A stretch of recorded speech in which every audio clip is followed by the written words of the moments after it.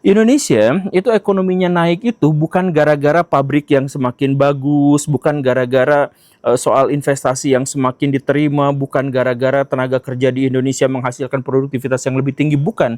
Tapi gara-gara eksploitasi terhadap alam yang besar-besaran. Sejak Pak Jokowi berkuasa, yang diandalkan oleh ekonomi di Indonesia itu kan dua. Yang pertama itu adalah pajak. Pajak naik terus. Kenapa naik terus? Karena yang bisa dipajaki itu di Indonesia naik terus, yaitu apa? Populasi manusia. Populasi manusia di Indonesia itu kan naik sekitar 3 jutaan setahun.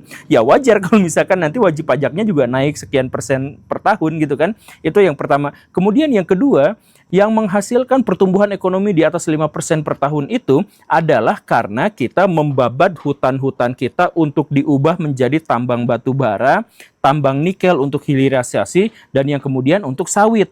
Nah, artinya apa? Artinya kita tuh turun. Kan seharusnya gini ya, pertumbuhan sebuah negara itu dimulai dari memanfaatkan sumber daya alam, kemudian berubah menjadi manufaktur, kemudian jasa dan teknologi canggih gitu kan. Nah, Indonesia awalnya sumber daya alam, kemudian manufaktur, di akhir Pak Harto itu sudah naik sampai hampir setengah dari PDB Indonesia. Nah, setelah itu kita turun lagi ke SDA, yaitu apa? Nyedotin sawit, nyedotin nikel, nyedotin batu bara. Itulah yang terjadi. Dan akhirnya apa? Konsekuensi dari itu semua adalah kerusakan lingkungan yang masif dan kesehatan penduduk yang akhirnya dikorbankan. Stunting di Indonesia salah satu yang paling tinggi di seluruh dunia. Gara-gara apa? Bukan hanya gara-gara kurang makan, tetapi gara-gara banyak orang Indonesia yang hidup di wilayah yang tidak layak untuk ditinggali karena kerusakan lingkungan yang ekstrim.